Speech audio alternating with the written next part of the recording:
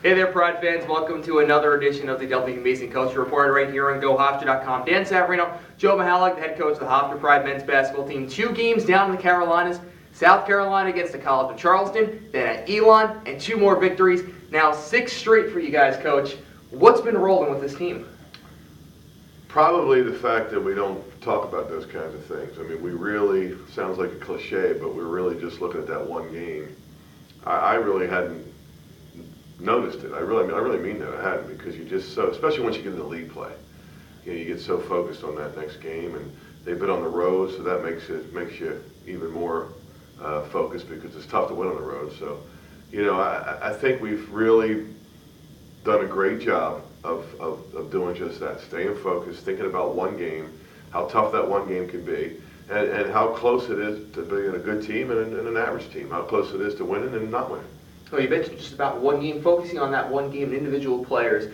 College of Charleston, that was really a Wanye Green kind of game. And then on Saturday, I guess you can say more of a team performance, but Amin Tanksley, of course, with another 20-point outing. Let's start against Charleston. Wanye, what has he been able to do? I know we said he's a straw that stirs the drink for this team. What has he been able to do to show that he's the guy that you can go to at any point? I told him after the game, too, I thought it was the first time all year. He's had some really good games, but it was the first time all year he played like the player of the year. Because he just kind of, it was one of those games that went back and forth at the end, as you know, and we needed it. They made a play, we made a play, they made a play, we made a play. Wanye was the guy making those plays, big baskets, big play, took care of the basketball, and he just had that look in his eye that he wasn't going to let his team lose, and that's why we won the game. And he's an incredibly unselfish guy, sometimes too unselfish. And he really plays for the team. And another cliche right there, but he really plays for the team. And that's contagious. When your best player's that way, then everybody's that way. And that's why he's, Amin and Brian have had some incredible games. But that's why when you really study this team, Wanye's a guy that makes it such a good team. And that's what they did, Amin and Brian, obviously. The second game against Elon, where 14 three-point balls ends up hitting. That's one shy of actually the record for the 3rd time this season. Even with Wanye on the bench in foul trouble, what was this team able to do when he was sitting on the bench, because he missed most of the first half and then part of the second? I thought our defense won the game. I mean, we can talk about making those threes, and of course that was important, but I thought our defense won the game, and that's a team that scores a lot of points. That's a team that scored 80-plus points against William & Mary, one of the best teams in the league, and they get 61 against us, 25 in the first half, without Wanye Green on the floor for 11 of those 20 minutes. So, And an unsung hero in that game might have been Malik Nichols, because defensively he kind of set a tone for us early on. He can do that, and I think he's starting to understand that when he does.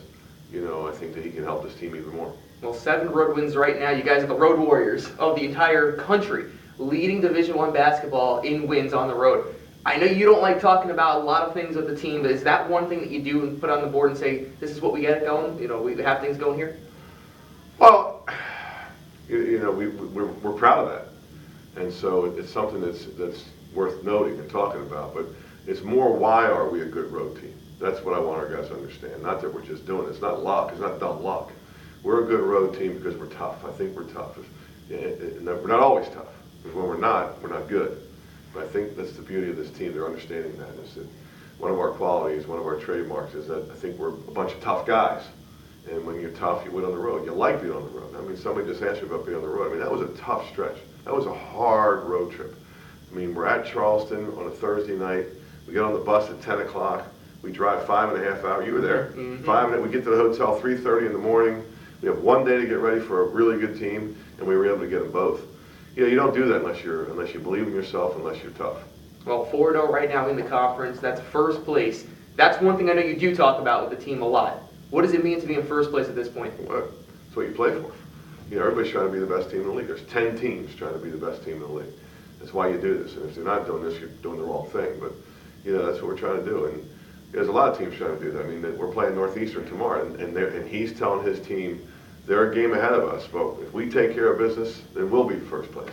So, and that's what's fun about this. That's why they can't wait to play, and we can't wait to play. It should be a good game. Well, the preseason favorites against Northeastern, obviously already one of the biggest games in Hofstra history in the last couple of years. Going up into Northeastern, playing into Boston for first place on the line, how much of that alone is just focused without even just thinking about the individual parts of the game? Well, I you just said it. It makes it fun. It makes it fun. It's why we do this. It's I already said it, but they're saying the same things as us. Is the pressure on them a little bit more? I don't know. I don't know about that. But it's early on. It is a big game. They're all big. Any league game is big.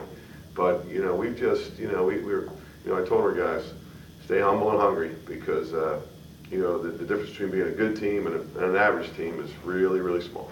Scott Etherton, one of the best players in the conference, was top 4 in the league last year, top 4 in the country actually, in double-doubles. What's the difficulty of stopping him? He's a hard guard, very, very versatile guy.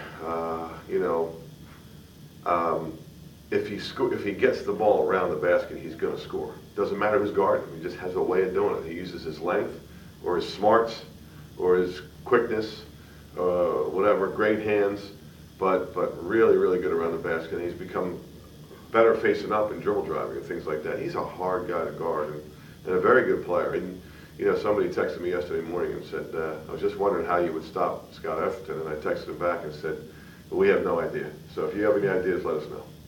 Well, finally, Coach, obviously, UNCW come back home finally for a nice little homestand after 3 games on the road and 3 of the first 5, actually, in the conference on the road.